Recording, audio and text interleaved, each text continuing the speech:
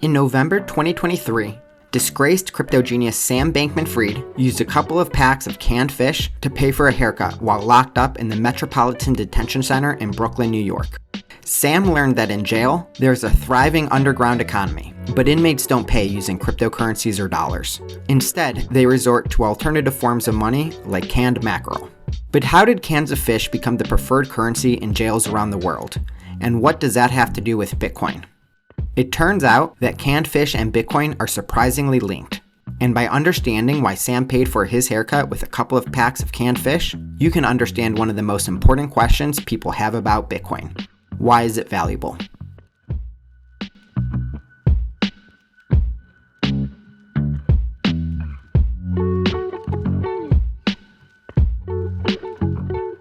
Like all societies, big and small, prisons have bustling economies. Inmates are constantly buying and selling goods and services like haircuts, toiletries, tattoos, snacks, and more. And what makes prison economies unique is that inside jail walls, traditional money is banned. Inmates simply don't have access to dollars or other banking services. And while some might assume that this would make running an economy impossible, it turns out that not having access to traditional money isn't really much of an issue at all. And that's because instead of trying to run a moneyless economy, prison society has invented its own money: canned fish. And it turns out that the idea of inventing money isn't unique. It's actually something that's innately human, something that we've been doing for all of human history. In fact, the idea of money is hardwired so deep into our brains that the idea is actually understood by a lot of our closest evolutionary ancestors. And we know this because we've actually done many experiments where we've taught monkeys how to use money. In one of the most famous experiments, a group of Yale researchers introduced money to a troop of capuchin monkeys, and they understood the concept almost instantly. And what was really fascinating about this study is that once money was introduced into monkey society, the monkeys started inventing a number of very human-like behaviors, which ultimately included strong-arm robbery and prostitution.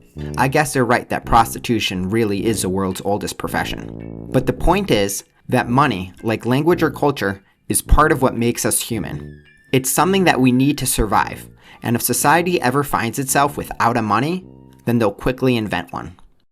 And this fact has been true for all of recorded history. Some items that societies have used for money include grain, cattle, wampum beads, tobacco, cowry shells, and more. And that leads to a very important question. How exactly did canned fish become the money of choice in prisons? Interestingly, it didn't actually start that way. The original prison money was cigarettes. And the history of cigarettes as prison money goes back to at least World War II, when American POWs reported using cigarettes as a medium of exchange inside Nazi prison camps. Richard Radford, an American economist and former POW, actually detailed his first-hand experience, saying that although active trading of other goods and services existed, only cigarettes were transformed from a commodity into a currency due to their durability, portability, supply, and demand. And this quote is really insightful because it helps illustrate how items turn into money. It's not like there's ever an official vote where societies get to decide what they want their money to be. Money adoption happens more naturally. Societies figure out together, over time, which available item is most suitable as a currency. And just as Radford noted, there are a handful of properties or characteristics that any item needs to have if it's going to have a legitimate shot at becoming money. It has to be durable, something that can physically withstand wear and tear. It has to be divisible, meaning that it can be divvied up into tiny units. It has to be portable, something that can easily be exchanged in a transaction. It has to be uniform, easily being interchangeable with other similar items. It has to be available enough that everyone has access to it, but not so available that the value will be diluted. And finally, it has to be something that most people will accept as payment. And it turns out that cigarettes have a lot of the characteristics of money. And this is why, inside prisons, cigarettes quickly became adopted as a standard currency. They were something that prisoners could acquire with just the right amount of difficulty. They were desired by a significant portion of the population, they stay good for years, they're easy to carry around, and cartons can be divided into individual cigarettes. And as a result, cigarettes remained the money of choice for prisoners until 2004, when the US banned cigarettes from all federal prisons. When this happened, there was a giant need for new money, and prison society did as all societies do. They found a new item to use as currency, canned mackerel, which in prison became known as Macs for short. It turns out that Macs and cigarettes both share a lot of the same characteristics which make it good money. Macs are durable, each pack being able to last for years. They're easy to carry.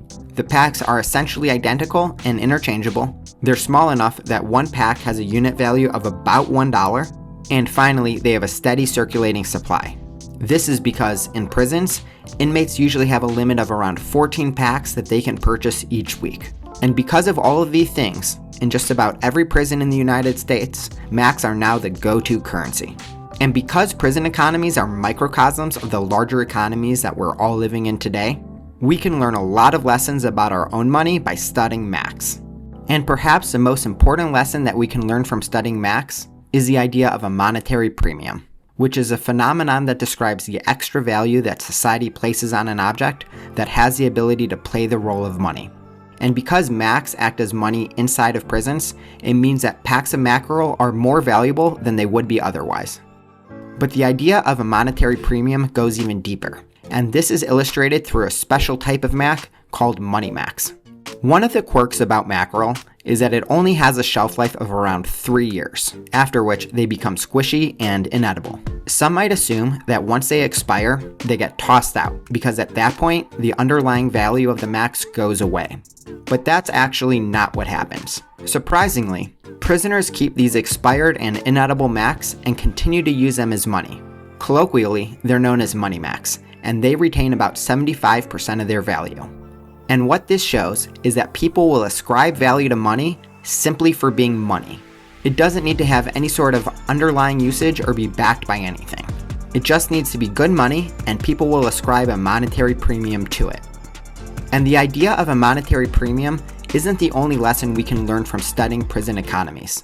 We can also learn a lot of lessons about monetary policy, and more specifically, the importance of having a good one. To put it simply, monetary policy is the rate at which money is introduced into an economy. And one prisoner that learned the lessons of having a bad monetary policy firsthand was early Bitcoin pioneer Charlie Shrem. Charlie became famous in the Bitcoin world for co-founding the company BitInstant and for being a founding member of the Bitcoin Foundation. Unfortunately for him, he was accused of running an unlicensed money transmitting business related to the Silk Road, and he ended up serving 2 years in prison. One day, while Charlie was in prison, a group of prison guards confiscated years' worth of money Macs from a single prisoner and let them loose in the prison economy, quickly flooding the prison with money Macs. And the result of this drastic influx of new currency was that hyperinflation occurred almost overnight. Money Macs became almost entirely devalued, and economic chaos ensued throughout the prison. Prison economies show us that money has a lot more depth than we tend to give it credit for. The fact that prisons naturally adopt items as money shows us that money is a societal construct. But seeing how the breaking of money, like when money Macs became hyperinflated, led to instant chaos, also shows us that money should be viewed as a technology and a tool, something that's needed to maintain order in any society that grows beyond a certain size. And when you view money as a tool, a lot of implications begin to come into play. If you think of a toolbox, it's going to have a lot of different tools. It might have a hammer, nails, a tape measure, wrench, saw, and so on. And all of these tools are useful, but they're only designed to be used in very specific situations. And if you use them in the wrong situation, then you'll probably ruin whatever it is that you're working on. Imagine trying to cut a piece of plywood with a hammer, or trying to connect 2 pieces of wood with a saw. The results would be terrible. And if we look at money in the same way, then we can understand that we have to use the right money in the right situation. And if we try and use the right money, but in the wrong situation, then just like trying to cut a piece of wood with a hammer, it's gonna result in problems. For example, today, the US dollar would be considered a quality currency to a lot of people. But if inmates decided to adopt dollars inside of prisons, then the entire prison economy would stagnate. And there's a very simple reason for this. Dollars are banned in prisons. Inmates just don't have access to them. So if all of a sudden prisoners decided that they would only use dollars, then nobody would be able to purchase anything because they physically wouldn't have the currency to do it. Likewise, if everyone outside of prison tried using canned fish as money, the issues would be endless. And this highlights an important truth about money. As technology in any society advances, that society's money needs to advance with it. Because if it doesn't, then what used to be considered the right money will soon turn into the wrong money. And if we look back in history, we can see countless examples of money evolving to keep up with technological innovation, just like we can see countless examples of good money getting replaced because it couldn't keep up with the times. One example of money evolving was a transformation of money from gold to paper during the early Renaissance. By the early Renaissance, gold had already been adopted as money across Europe. But as society evolved and long-distance trade became more prevalent, a problem began emerging with gold. Its physical size and weight were becoming a tax for merchants and traders. They needed a form of money that was more portable and easier to manage. The solution ended up coming from the renowned merchant explorer Marco Polo, who, on one of his great expeditions across the Silk Road, witnessed Kublai Khan, the Mongol emperor of China, use paper money with great efficiency. It turns out that paper money had already been invented by the Chinese during the Tang Dynasty, where they had developed promissory notes, which they had used during the 7th century. Later, in the 11th century, the Song Dynasty invented what is often regarded as a first paper money, known as a jiaozi. Impressed with his findings, Marco Polo brought the concept back to Europe, where families like the Borghese, Peruzzis, and Medicis ran with the idea and created some of the first modern banks, where they invented new technologies like double-entry bookkeeping and popularized the idea of paper money across Europe. Interestingly, all of these banks ended up experiencing catastrophic failures due to risky lending practices. This was a forebearer of things to come, but we'll touch more on that later. The point is, money is a technology, something that has to evolve with society's needs. And a lot like another technology, weaponry, when two societies meet, the society with more advanced money will often use it to exploit the other. Perhaps this was most apparent in the late 15th century when Portuguese and Dutch explorers began exploring the west coast of Africa. There, they discovered that local tribes were using agri-beads as their main form of currency. Agri-beads are decorative beads that for local tribes were difficult and labor-intensive to produce. And because they were scarce and also demonstrated all the other characteristics of money, they had naturally been adopted as a currency by the local tribes. For Europeans, however, creating agri-beads was trivial. This was because Europeans had access to advanced bead-making technology such as blowpipes, furnaces, and molds. Quickly, the Europeans realized the opportunity they had in front of them and began sourcing boatloads of cheap beads from Italy and bringing them to West Africa to trade for more valuable resources like gold, ivory, and slaves. This Euro-African bead trade directly ravaged the local African societies as well as created a mass devaluation of their currency. While the trade route lasted well into the 17th century, the negative repercussions of the weak currency can still be felt today. And they serve as a clear reminder of how bad money can lead to disastrous effects for the societies that use it. Luckily for Europeans, however, metal-based money, including gold, silver, and other related assets, remained strong and fundamentally superior for many centuries. In the global free market, gold and silver both share many of the same properties of good money that canned fish do in prison. They are relatively scarce, they're durable, each ounce of gold or silver is equal to any other ounce, and society has learned to value each of them over time. Additionally, the continued innovation of gold and silver-backed paper money had made trade exceptionally easy over the years.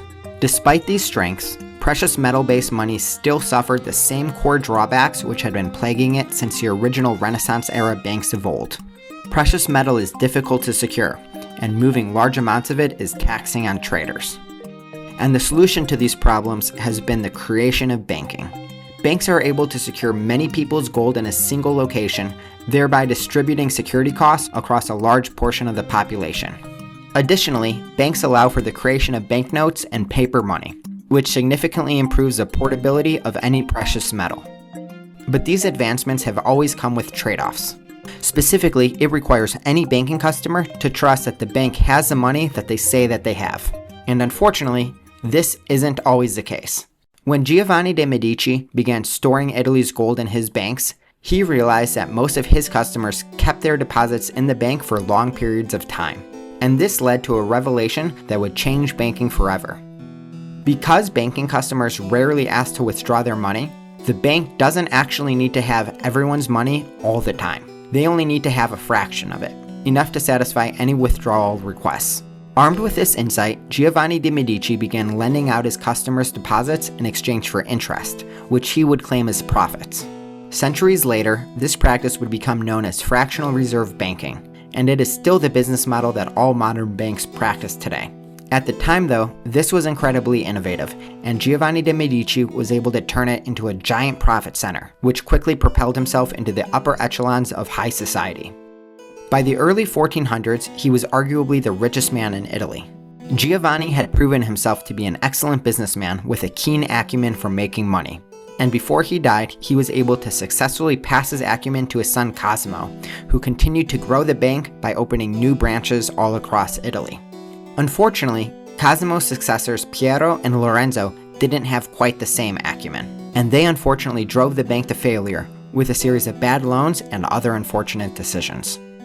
When the bank finally shut down in the late 1400s, there was not enough gold and silver deposits to satisfy client demands, and many of the customers who trusted the great Medici Bank to store their gold ended up losing all of their funds. And this story highlights one of the major flaws of paper money and modern banking. In order to make gold more portable, it has to be custodianed by a trusted third party who has the ability to offer more portable abstractions of gold, such as paper money. And throughout history, we've seen constant occurrences of these trusted third parties being mismanaged, which have resulted in countless custodial organizations losing the money they were trusted to secure. This was especially common during the 1800s on the American Western frontier, where a series of unregulated banks, known as wildcat banks, would issue their own private currencies, often without the sufficient gold and silver deposits. Not surprisingly, this led to frequent bank failures and many worthless currencies. As a way to fix these frequent issues, regulators tried to improve the money through actions including the National Bank Act of 1863. This did several things, including centralizing America's gold into the U.S. Treasury, standardizing the dollar, and switching the backing of bank deposits from gold to government bonds. The technology of money and the financial systems around it were evolving, and the idea of precious metal as money was quietly being obfuscated away. While the dollar was still backed by gold, most people no longer physically held the majority of dollars that they owned. Instead, they held bank accounts with dollar-denominated deposits, which, instead of being backed by gold or even paper bills backed by gold, were now backed by government debt. By the 1920s, banks not only had very little gold reserves, they had only a fraction of their customers' paper money deposits. Despite this, what later became known as the Roaring Twenties continued on, with everything seemingly working incredibly well until it finally didn't. In October 1929, investors lost confidence in the stock market and, in a panic, sold off a massive amount of stocks, tanking the market and making most stocks worthless. Unfortunately, many of the banks had also invested heavily in the stock market with their customers' deposits. And because their once valuable stocks were now worthless, the banks were now broke. They no longer had the money their customers were trusting them to secure, and one by one, the banks began to fail. Society was now in a full-blown panic, and crowds of people found themselves lining up outside of the banks, hoping they could withdraw any pennies the bank had left. America was now in the Great Depression, and a large portion of it was caused by the same core issue that caused the great Medici Bank to fail hundreds of years earlier. The only way society had developed money to be sufficiently tradable was by trusting someone else to hold it for them. And whenever a trusted third party held other people's money, they always ended up losing it. As the Great Depression raged on, President Franklin D. Roosevelt had to find a way to try and get the economy back on track. His solution was a series of programs, laws, and executive orders known as the New Deal. And a part of the New Deal included Executive Order 6102, where Roosevelt confiscated all gold coins, bullions, and gold certificates, and he officially withdrew the convertibility of dollars to gold in 1933. These actions allowed the government to print as many dollars as they saw fit, and with this new power, the government flooded the economy with new money. This influx of new money had multiple effects. It depreciated the value of the dollar, making exports less expensive, and it allowed the government to create more jobs to reduce the unemployment rate. Around this time, the United States was not the only other major nation to sever ties between their currency and gold due to the economic pressures related to the Great Depression. Germany and the United Kingdom abandoned the gold standard 2 years prior in 1931, and France would do the same soon after in 1936. The world's money had taken another step in technological evolution. Paper money that used to be redeemable for gold was no longer redeemable for anything. It was now considered fiat money, meaning that the government mandated that people had to accept it. Interestingly, like biological evolution, money can oftentimes evolve in the same direction from different starting points. Fiat money, for example, had already been attempted numerous times throughout history. Unfortunately, in many of those instances, the societies that adopted the fiat monies, like the Tang Dynasty and the Roman Empire, tended to falter soon after as each of these governments fell into unpayable debt. Instead of faltering, however, all the major world powers found themselves squaring off against each other in World War II. By 1944, it was becoming apparent that the Allies were going to win the war and that the United States was positioning itself as the world's next great superpower due to the fact that it was relatively unscathed from the massive devastation taking place in Europe. Understanding the need for all the major powers to reset economically, representatives of all the Allied nations came together in Bretton Woods, New Hampshire to create a strategic plan to promote economic stability after the war. The result of this conference was yet another step in the evolution of money and financial systems. The American dollar officially overtook the British pound's position as the world's reserve currency and pegged itself to gold at a rate of $35 per ounce. Additionally, each participating country was forced to peg their currency to the dollar, and while other countries got to use their own currency domestically, they were now forced to use the dollar for international trade. Furthermore, while the agreement ensured that international dollars were redeemable for American gold, American citizens did not have the same privilege. This meant that the dollar was now a hybrid, gold-backed and fiat system. It was fiat for Americans and gold-backed for other countries. One of the reasons why this benefited the United States was because it created an economic situation that benefited them in a similar way that the agri-bean money of West Africa benefited European traders in the 16th century. The US could now print money cheaply and export it overseas where it would be valued at higher prices. Despite all of this complicated financial engineering, the Bretton Woods system created an international dollar that still suffered the same core flaw that destroyed the Medici Bank and the Wildcat banks of the Old West. The gold that was supposed to be backing all the international dollars was simply not there. Instead of lending the gold out for profits like banks, the United States just printed more dollars. And because no one had the ability to audit the American gold reserves, it was impossible to prove that the gold that backed all of these new dollars didn't exist. That didn't stop other countries from being suspicious, though. By the 1960s, French President Charles de Gaulle realized that the United States was printing money that it didn't have the gold to back. As a result, he initiated Operation Vide Gousset, which translates loosely to Operation Empty Pockets. Through Operation Vide Gousset, France was able to successfully repatriate 3,314 tons of gold from US and British vaults during the mid-1960s. And while the United States was not particularly happy about France reclaiming so much gold, they were also not in a position to refuse any of these requests, as any refusal would have likely caused economic chaos and spurred multiple other countries to repatriate their gold as well, resulting in a bank run type scenario, but for nation states. The situation eventually escalated to a point of no return when in early August 1971, the French sent a warship to New York Harbor to reclaim the rest of its gold after a series of growing concerns about the US economy. At that point, the United States could finally not handle the release of France's requested gold, and on August 15, 1971, President Richard Nixon ended Bretton Woods and officially suspended all convertibility of gold from the dollar. At this point, the United States dollar switched back to being a full fiat currency. The government now had the ability to print as much money as they wanted, and it didn't take long for every other country to follow suit. And interestingly, the effects of this were very predictable to anyone who had studied prison economics. When Charlie Shrem experienced his prison economy getting flooded with money max, the devaluation of the canned fish money happened almost overnight. When Nixon ended Bretton Woods and began flooding the United States economy with new dollars, it wouldn't take long before the dollar followed the same path. In 1974, inflation peaked at over 12%, and then inflation peaked again, hitting over 13% in the early 80s. The United States was getting a first-hand lesson in prison economics. If more money moves into an economy, then the value of that money decreases.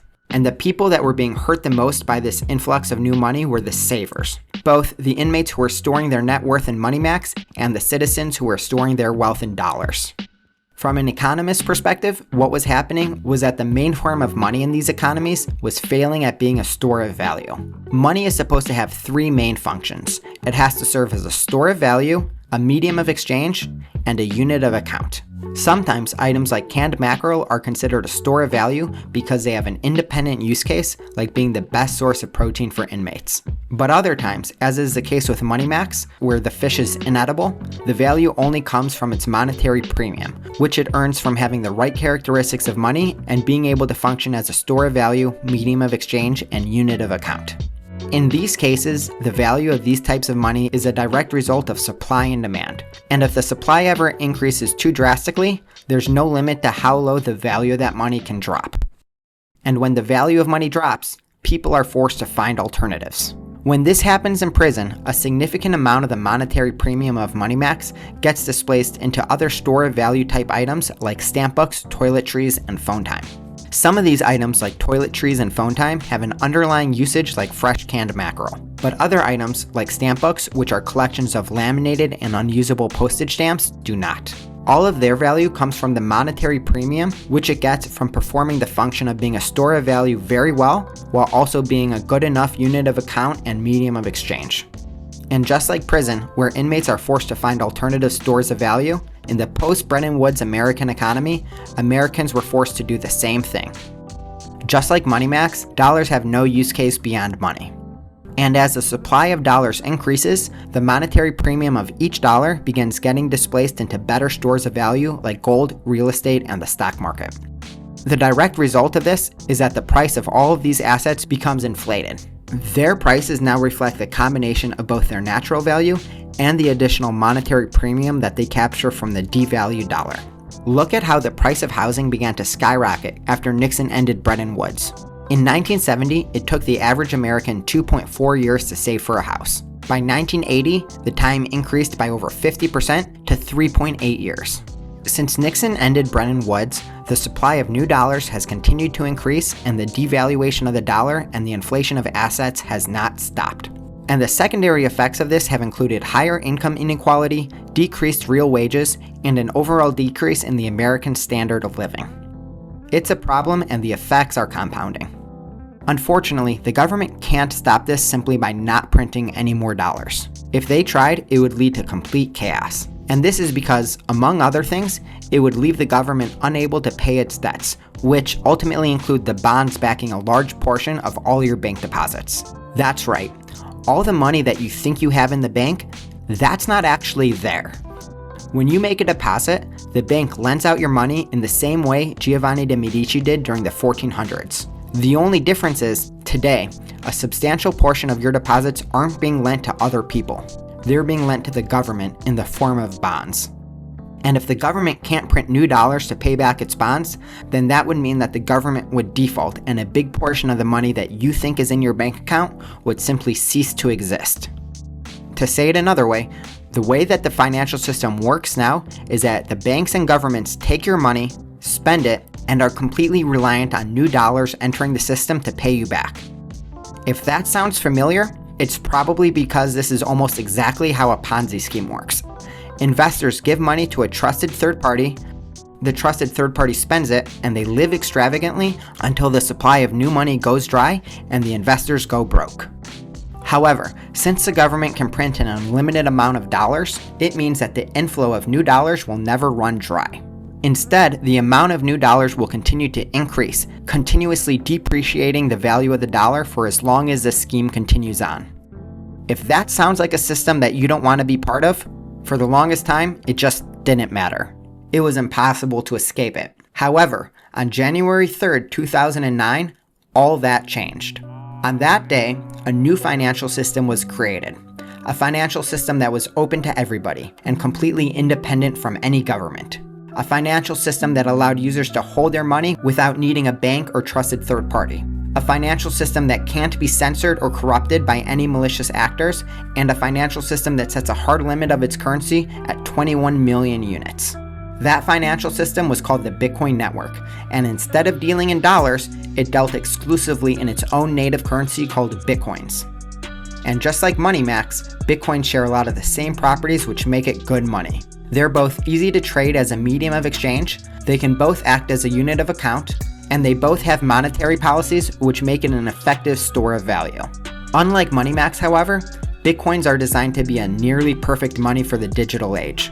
Among other things, they can be sent over the internet as easily as an email, they're nearly infinitely divisible, which makes them an incredibly precise unit of account, and they cannot be debased as a store of value in the way Charlie Shrem saw money max be debased in prison, or the way Americans have experienced the dollar being debased over the last century. But for many onlookers, this is a part of Bitcoin that is so difficult to grasp. How can a digital currency be valuable when it isn't backed by anything, doesn't have earnings, and doesn't have an alternative underlying utility? And this is where understanding why Sam Bankman-Fried was able to pay for his haircut with packs of expired mackerel explains why Bitcoin has value. All money, whether it's money max, dollars, or Bitcoin, derives its value from being good money. This value is also known as a monetary premium, and it's a concept that's hardwired deep into all of us. And because Bitcoin has been proving that it has all the characteristics of exceptional money, people around the world are continuing to ascribe more and more amounts of monetary premium to it. Already, Bitcoin has grown from an oddity to a $2 trillion market cap. It has served as both a vessel to educate people about their current financial system and as a vessel to escape it. While the downstream effects of Bitcoin are seemingly endless, the net result is simple. Bitcoin puts normal people back in control of their finances, and the sooner anyone joins the network, the more they stand to gain.